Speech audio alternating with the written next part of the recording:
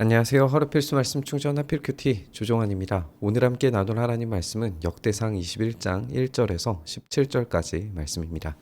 사탄이 일어나 이스라엘을 대적하고 이제 영적인 존재가 등장하는 것을 우리가 보게 되죠.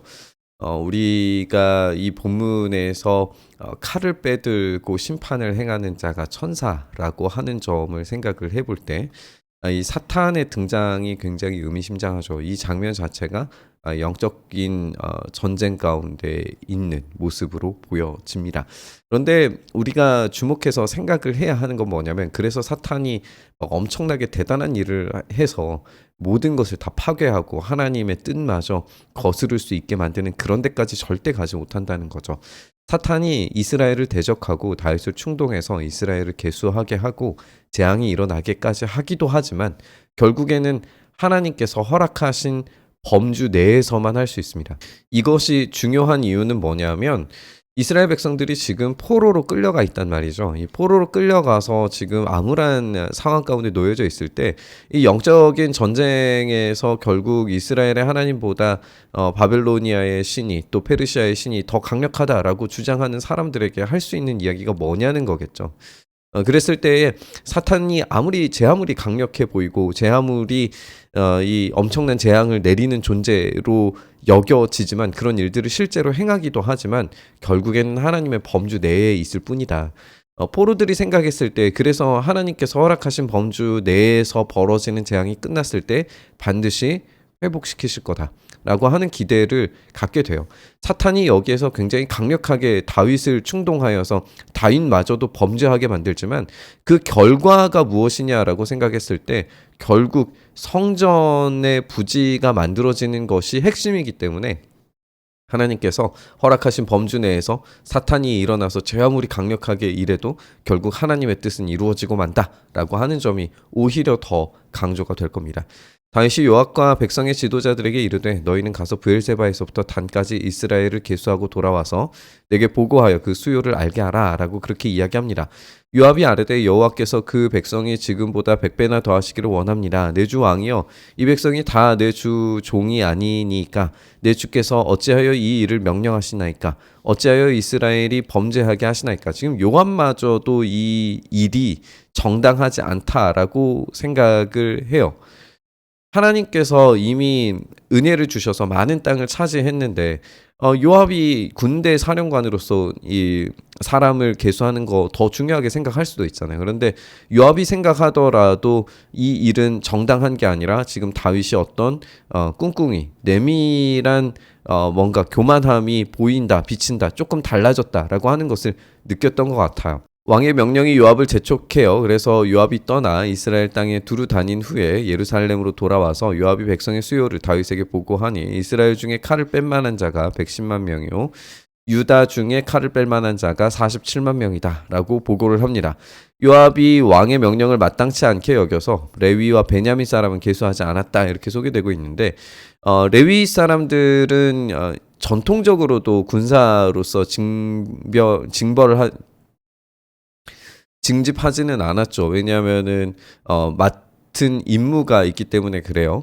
베냐민 사람들도 결국에는 이제 이 성막을 다루는 사람들로 이제 일을 했기 때문에 아마 그런 사람들이 있어서 계수하지 않았다라고 이야기하는 것 같아요. 결국에는 이것도 성소, 성막, 하나님의 법궤, 성전과 관련되어져 있는 사람들은 이 계수에서 빠졌다고 생각을 해 볼 수 있습니다. 하나님이 이 일을 악하게 여기사 이스라엘을 치심에 다윗이 하나님께 아뢰되, 내가 이 일을 행함으로 큰 죄를 범하였나이다. 이제 간구하옵나니 종의 죄를 용서하여 주옵소서. 내가 심히 미련하게 행하였습니다. 이렇게 고백합니다. 다윗은 자신이 죄를 범했다는 사실을 깨닫습니다. 그런데 이스라엘을 어떻게 치셨는지에 대해서는 정확하게 나오지 않지만, 어쨌든 다윗이 자신의 큰 죄를 깨닫고 회개하는 장면을 보게 돼요. 다윗의 간구는 뭐냐면은, 이 종의 죄를 용서해달라라고 하는 거고, 심히 미련하게 행했다라고 하는 자기 인식, 자기 반성을 지금 하나님께 드리고 있어요. 여호와께서 다윗의 선견자 갓에게 말씀하여 이르시되 다윗에게 말하여 이르기를 여호와의 말씀이 내가 네게 세 가지를 내어 놓으리니 그 중에서 하나를 택하라. 내가 그것을 너에게 행하리라 라고 그렇게 말씀을 하십니다. 갓이 다윗에게 나아가서 말하되 여호와의 말씀이 너는 마음대로 택하라. 혹 3년 기근이든지 혹 내가 석 달을 적군에게 패하여 적군의 칼에 쫓길 일이든지 혹 여호와의 칼 곧 전염병이 사흘 동안 이 땅에 유행하며 여호와의 천사가 이스라엘 온 지경을 멸할 일이든지 하라고 하셨나니 내가 무슨 말로 나를 보내시니 이게 대답할지 결정하소서라고 이야기합니다. 이제 세 가지가 3년의 기근, 석 달을 적군에게 패하게 만드는 것, 전염병이 이 땅에 유행하는 건데 여호와의 천사가 온 이스라엘 지경을 멸할 일이든지 이 셋 중에 하나를 선택을 해야 되는 거예요.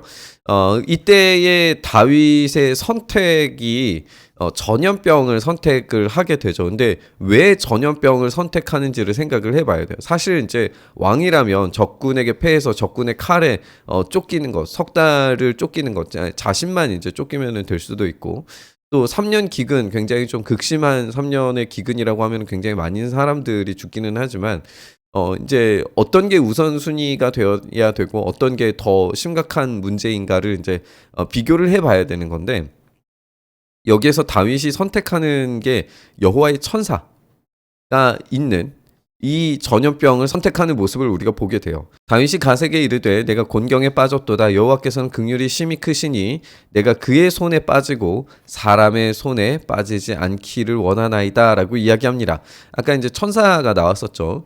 천사가 나왔으니까 그의 손에 빠졌다. 그러니까 하나님의 손 아귀 아래 있을 때에 천사를 통하여서 심판하실 때 그 안에서 어떠한 긍휼이 있을지도 모르니 차라리 그 긍휼을 기대하고 소망하는 게 훨씬 더 나은 일이다라고 판단을 한 겁니다. 여호와께서 이스라엘 백성에게 전염병을 내리심에 이스라엘 백성 중에서 죽은 자가 7만 명이었다. 엄청난 숫자가 죽어 나간 것을 우리가 보게 돼요. 지금 다윗은 군사적인 이 확대를 기대하면서 사람의 숫자를 셌는데, 개수를 했는데 오히려 군대가 축소되는 경험을 하게 됩니다. 역설적 경험을 하게 되는 거죠. 스스로 힘을 차지하려고 했을 때 하나님께서 그 힘을 완전히 꺾어버리시는 것을 우리가 보게 돼요. 결국에는 이 다윗이 원래대로 돌아가는 것처럼 하나님의 손을 의지하는 것만이 유일한 소망이고 힘이라는 것을 생각을 해봐야 합니다.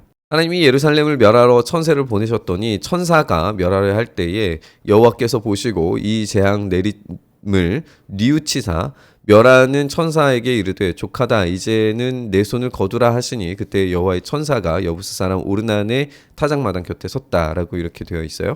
하나님께서 뉘우치심, 물론 이제 하나님께서 이 모든 것들을 모르셨다 이런 것보다는 이제 사람의 감정적 표현인 거죠. 사람의 감정적 표현으로 뉘우치심, 후회하심 또는 이제 이 돌이키심입니다. 하나님께서 긍휼을 선택을 하시는 거죠. 불쌍히 여겨주시는 것입니다. 하나님께서 이 천사의 이 절멸을 통하여서 이스라엘 백성들이 죽어가는 것에 대해서 돌이키셔서 이제 손을 거두라고 명령을 하세요. 다윗이 눈을 들어 보매 여호와의 천사가 천지 사이에 섰고 칼을 빼어 손에 들고 예루살렘 하늘을 향하여 펴게 됩니다. 다윗이 장로들과 더불어 굵은 베옷을 입고 얼굴을 땅에 대고 엎드려. 그러니까 여호와께서 지금 돌이키시고 다윗과 장로들도 엎드려서 하나님께 돌이킵니다. 이 장면에서 우리가 생각해야 되는 것은 참된 이 회개의 순간을 우리가 경험할 때에 하나님께서 돌이키심, 재앙을 돌이키심, 또 우리가 하나님 앞에 돌이킴, 이 자리가 굉장히 중요해요. 우리가 이것을 경험하는 장소가 한 가지가 있는데 그게 바로 십자가입니다. 십자가가 마치 이제 하늘과 땅 사이에 서 있고 하나님께서 재앙 내리기를 이제 죽음으로 다스리시기를 돌이키시고 또 우리가 주님께 돌아가기로 선택하는 그 돌이킴의 자리인 거죠. 그 십자가 앞에 나아갔을 때 참된 이 회개가 가능해지고 그때 우리가 하나님의 은혜를 긍휼을 얻을 수 있다는 사실을 생각을 해보면 이 장면이 이런 십자가 사건의 어떤 그림자처럼 보이기도 합니다. 그리고 우리가 아는 것처럼 이 오르난의 타작마당이라고 하는 것이 결국 성전이 세워진 곳이라고 생각을 해보면 이 그림자가 더 선명하게 보이는 것 같아요. 하나님께 아뢰되 명령하여 백성을 계수하게 한 자가 내가 아니니까. 이 다윗의 회개 고백이죠. 범죄하고 악을 행한 자는 곧 나이니이다 이렇게 고백하니까 양떼는 무엇을 행하였나이까 청하건대 나의 하나님 여호와여 주의 손으로 나와 내 아버지 집을 치시고 주의 백성에게 재앙을 내리지 마옵소서라고 이야기를 합니다. 다윗이 군대를 소집하려고 했을 때 군대의 숫자를 계수하려고 했을 때에는 이 백성을 자기 손으로 휘두르려고 했던 거죠. 목적 자체가 내가 군대를 동원해서 힘을 사용하려고 했던 건데 지금은 나의 백성이 아니라 하나님께서 맡기신 양떼라고 하는 사실을 인정해요. 자기 원래 자리로 돌아가게 되는 것을 우리가 보게 되죠.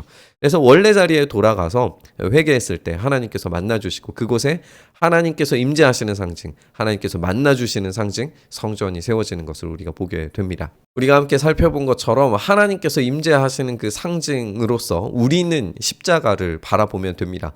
그 십자가 앞에 섰을 때에 우리가 참된 우리의 삶의 원래 자리로 돌아갔을 때에 주님께서 우리를 향하여서 내리시는 그 모든 어려움과 고통과 아픔에 대해서 하나님께서 기꺼이 제어하실 수 있고 관리하실 수 있고 바꾸실 수 있다는 점을 우리는 생각해야 되는 줄 믿습니다. 우리가 온전히 이 삶의 변화를 이루어내서 그 십자가 앞으로 나아가서 주님의 은혜를 구하였을 때에 주님의 놀라우신 능력을 경험해서 정말 하나님의 그 긍휼히 여겨주심, 돌이키심, 은혜 베풀어 주심을 경험할 수 있기를 바랍니다. 우리가 그 은혜의 자리 앞으로 나아가기를 간절히 바라고 소망하면서 우리 묵상의 자리로 나아가시죠. 주님, 그렇게 우리가 십자가 앞에 서서 그 은혜를 간구하고 소망하며 우리의 힘, 우리의 능력이 아니라 오로지 주님께서 베풀어 주신 은혜 앞에 엎드리는 삶 살기를 간절히 원하오니 주여 그렇게 우리 가운데 일하시고 역사하셔서 하나님의 뜻이, 하나님의 돌이켜 주심이, 하나님의 긍휼히 여겨주심이, 은혜 베풀어 주심이 오늘 우리의 삶 가운데 경험되게 하여 주시옵소서. 그 행하시기를 간절히 바라고 소망하며 우리 주님 예수님 이름으로 기도드리옵나이다. 아멘.